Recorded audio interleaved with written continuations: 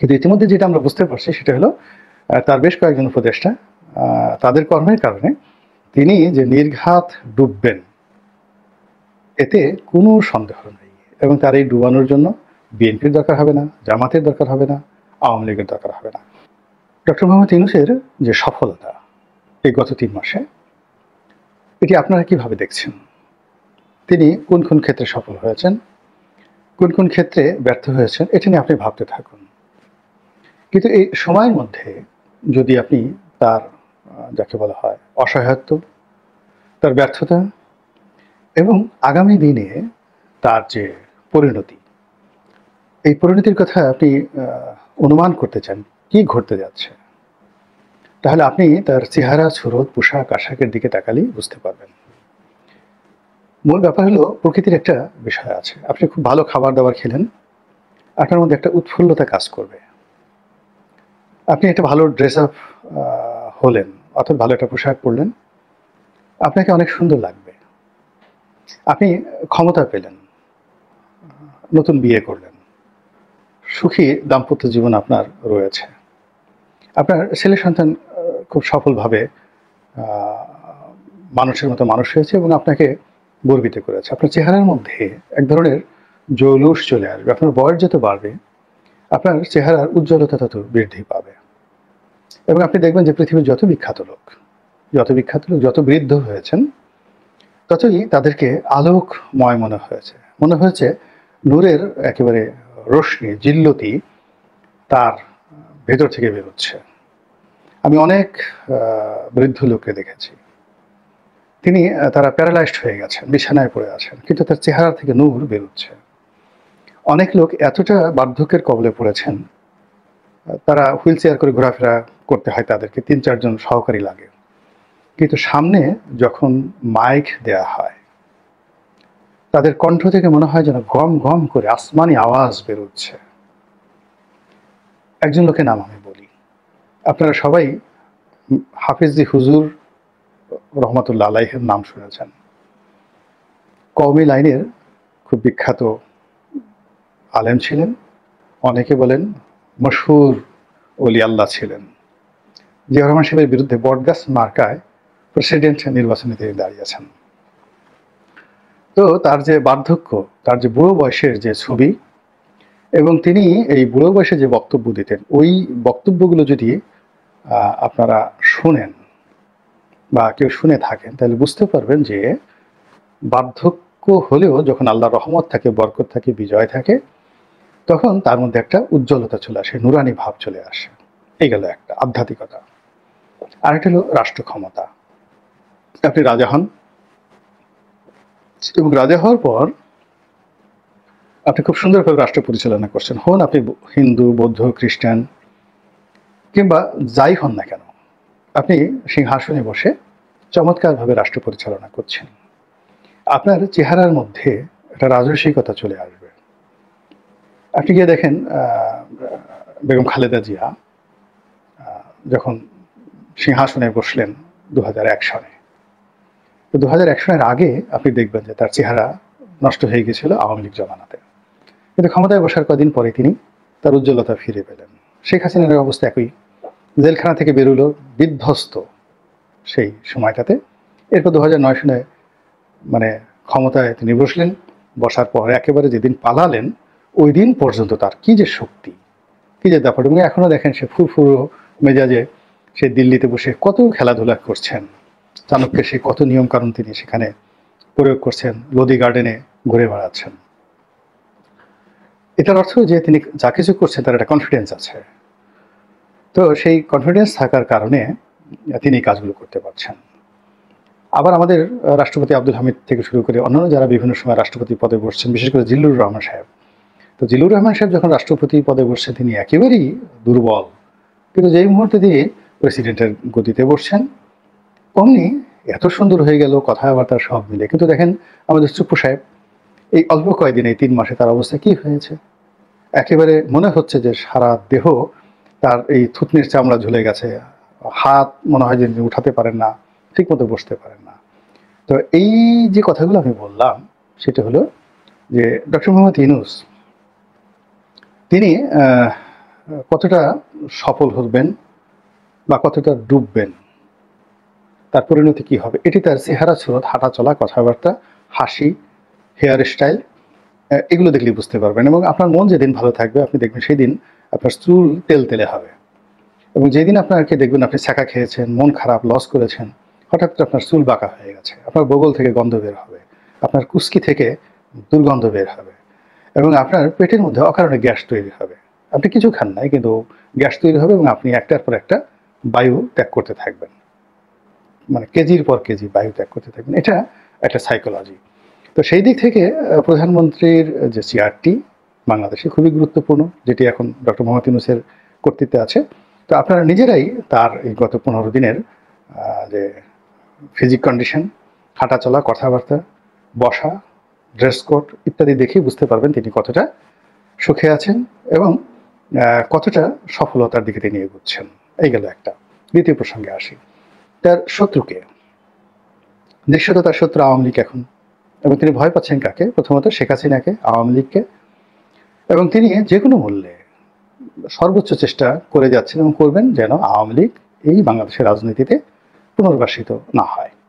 অন্যদিকে আওয়ামী লীগকে ভয় দেখানোর জন্য যেখানে যেখানে সরেয়া রয়েছে, সরেয়াতে আম পর্যন্ত তিনি মানে যাকে বলে, যেখানে আম দেখবেন সেখানে সরেয়া দেখবেন, যেখানে ল দেখবেন, যেখানে লীগ দেখবেন, কিংবা যেখানে নৌকা দেখবেন, জয় বাংলা দেখবেন, বঙ্গবন্ধু দেখবেন, ছবি দেখবেন, মূর্তি দেখবেন, সব জায়গাতেই তিনি তার আপন কর্তৃত্ব প্রতিষ্ঠা করে ওইগুলোকে ভ্যানিশ করার চেষ্টা করবেন। এর কারণ হলো ক্ষমতা ওয়ান ওয়ে ট্রাফিক। এখানে দয়া মায়ের কোনো বিষয় নয়, এখানে যারাই যায় তাদেরকে ওই রাবণ হয়েই বসবাস করতে হয়, এর কোনো বিকল্প নেই। তো সেই দিক থেকে আওয়ামী লীগ কি করবে, এই ডক্টর মোহাম্মদ ইউনূসের যে সকল প্রচেষ্টা, এর থেকে বাঁচার জন্য আবার তারা কাউন্টার চক্রান্ত করবে, চেষ্টা করবে, সংগ্রাম করবে, লড়াই করবে, বন্ধু খুঁজবে, কমিউনিকেশন করবে, বিএনপির সাথে তাদের দূরত্ব কাটাবে, জামাতের সাথে দরকার হলে তারা মিত্রতা করবে, আরও কত কি, দরকার হলে আমেরিকাতে তারা সে আত্মসমর্পণ করবে, অনেক কিছু তারা চিন্তা করবে যে ক্ষমতা আসার জন্য যদি আবার সেন্ট মার্টিন দিয়ে দিতে হয়, তখন আমরা দিইনি, ভালো কথা। এখন যদি কেউ বলে যে ক্ষমতা আসার জন্য তোমাকে সেন্ট মার্টিন দিতে হবে, okay fine, I will do. এর কারণ হলো সেন্ট মার্টিন রক্ষা করতে গিয়ে আমি ক্ষমতা হারিয়েছি, আর এখন যদি সেন্ট মার্টিন দিয়ে আবার ক্ষমতা পাই তো অসুবিধাটা কি? তো এই কাজ আওয়ামী লীগ তাদের মতো করে করবে। তো এখন এই যে আওয়ামী লীগ ভার্সেস ডক্টর মোহাম্মদ ইউনূসের সঙ্গে যে একটা রসায়ন হচ্ছে, পরস্পর বিরোধী রসায়ন, একে অপরের জন্য ভয়ঙ্কর হচ্ছে, তো এটা কি ডক্টর মোহাম্মদ ইউনূসের জন্য ক্ষতিকর, ডুবানোর কারণ হবে, নাকি অন্য কিছু? অবস্থার দৃষ্টি মনে হচ্ছে যে ডক্টর মোহাম্মদ ইউনূস তাকে কেন্দ্র করে তার চারিদিকে এমন একটা বলয় তৈরি করে ফেলেছেন। এখন তার সফলতার জন্য যেভাবে তিনি নিজে দায়ী, আবার তার ব্যর্থতার জন্য তিনি নিজে দায়ী হবেন। মানে বাইরে থেকে কোনো মানুষের সহযোগিতা তার দরকার হবে না, বা কোনো মানুষের ক্ষতিরও তার দরকার হবে না। আওয়ামী লীগ তার জন্য কিছুই আওয়ামী লীগকে করতে হবে না। এর কারণ হলো তার যে কয়েকজন উপদেষ্টা আছেন, ইতিমধ্যেই তারা এত বিতর্ক তৈরি করেছেন, এতটা অদক্ষতা দেখিয়েছেন, এবং জনমনে এতটা বিরাগ তৈরি করে ফেলেছেন, বিরক্তি তৈরি করে ফেলেছেন, যে এই উপদেষ্টারা যদি মোটামুটি মাসখানেক এইভাবে তাদের ক্রিয়াকাণ্ড, আমি কর্ম বললাম না, কর্মের পরিবর্তে ক্রিয়া বললাম, ক্রিয়া মানে আবার খেলাধুলার ক্রিয়া না, ক্রিয়া যেটা আছে যেটাকে কর্ম বলা হয়। তো আমরা প্রমিত বাংলা যেটাকে কর্ম বলি, কর্মেরই যেটা তৎসম শব্দ ক্রিয়া। তো সেই ক্রিয়া তারা যে ক্রিয়া করছে, এটা বলে ক্রিয়া এবং কর্মের মধ্যে বলতে গেলে অনেক পণ্ডিতি দেখাতে হবে। তো আপনারা তো আসলে এরকম অনেকে আছেন যে আমার ভিডিও থেকে শিক্ষা গ্রহণ করার চেষ্টা করেন, কিন্তু অনেকে আবার খুব বিরক্ত হন যে এই লোকটা কি, সে আমের সাথে দুধ পেঁচিয়ে ফেলে, দুধের সঙ্গে কলা ঢুকিয়ে দেয়, যে কথাটা 1 মিনিটে বলা যায় সেটা টেনে টেনে 10 মিনিট নিয়ে যায় ভিউ বাড়ানোর জন্য। যাই হোক, এনিওয়ে, আমি আমার এই স্টাইলে কথা বলি, মূল কারণটা হলো এটা আমারই উপকারের জন্য বলি। আমি দৈনিক যে পড়াশোনাগুলো করি বা যে ইতিহাস সংস্কৃতিগুলো আমি জানি, এই জিনিসগুলো যখন এখানে আলোচনা করি তখন আমার স্মরণশক্তি বৃদ্ধি পায়, আমার মস্তিষ্কের যে ঘূর্ণন এটা বৃদ্ধি পায়, এবং আমি অ্যাক্টিভ থাকি এবং পুরো অ্যাক্টিভ থাকি। এবং এই যতক্ষণ একটা মানুষ অ্যাক্টিভ এবং পুরো অ্যাক্টিভ থাকে, তখন ওই মানুষটি তার নিজের জন্য বোঝা হয়ে যায়, ওই মানুষটি তার নিজের জন্য সম্পদ হয়ে যায়। আর যখন সে রিঅ্যাক্টিভ হয়ে যায় এবং তার চিন্তা করার ক্ষমতা লোপ পায় এবং স্মরণশক্তি লোপ পায়, তখন সে নিজের জন্য একটা মৃত ব্যক্তিতে লাশে পরিণত হয়ে যায়। তো যার জন্য যে আমি যে কথা বলি মূলত আমার নিজের প্রয়োজনে কথা বলি। আবার আপনারা যারা শুনেন, আপনারাও আপনাদের নিজের প্রয়োজনে শুনেন। কেউ আমাকে গালাগালি করার জন্য, কেউ ভালো লাগার জন্য। তো কাজেই এরকম দেরি হয়ে যায়, লম্বা হয়ে যায় অনেক ভিডিও। তো যাই হোক, যেটা বলছিলাম যে এখন তার যে কয়েকজন উপদেষ্টা রয়েছেন, তারা তাদের কর্মকাণ্ড দ্বারা, চিন্তাধারা দ্বারা, আচরণ দ্বারা এবং আরও অনেক যাকে বলা হয় প্রত্যক্ষ এবং অপ্রত্যক্ষ প্রভাব দ্বারা ইতিমধ্যেই সারা বাংলাদেশে নানাভাবে তোলপাড় তৈরি করেছে। আমি কারো নাম বলতে চাই না।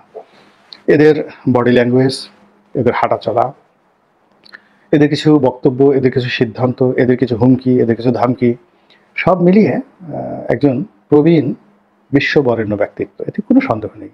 ডক্টর মোহাম্মদ ইউনূসকে এখন যদি আমি তরুণ বলি, এটা তো ঠাট্টা করা হবে। তিনি বয়স্ক মানুষ, ৮৬ বছর বয়স, মানে বিশাল ব্যাপার। আর সবাই তো সেই দিনের সাংবাদিক শফিক রেহমানের মতো নন।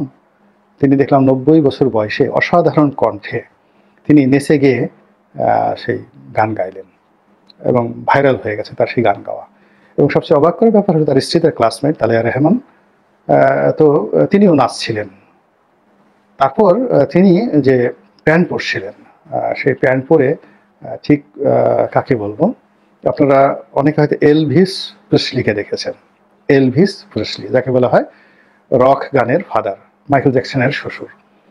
তো এলভিস প্রেসলির মতো এরকম জনপ্রিয়তা পৃথিবীতে কেউ পায়নি।